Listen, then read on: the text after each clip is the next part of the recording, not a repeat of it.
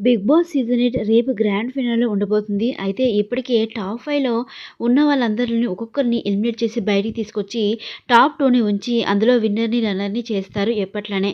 అయితే ఇందులో భాగంగానే మొదటిగా ఆ మొదటి హౌస్‌మేట్స్ టాప్ 5లో ఉన్న వాళ్ళని ఒకరిని ఎలిమినేట్ చేస్తారు. అయితే ఇందులో మొదటిగా అయితే అవినాష్ అయితే ఎలిమినేట్ చేయబోతున్నారు.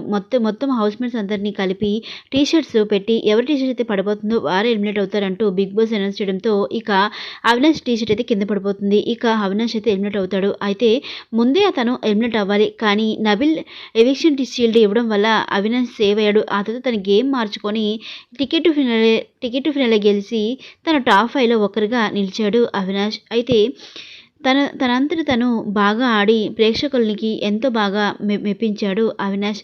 ఒక కమెడియన్‌గా, ఒక గేమర్‌గా అవినాష్ అయితే బాగా మెప్పించాడు. మరి బిగ్ బాస్ సీజన్ 8కి ఎవరు విన్నర్ అవుతారో కామెంట్ సెక్షన్‌లో కామెంట్ చేయండి. Thanks for watching.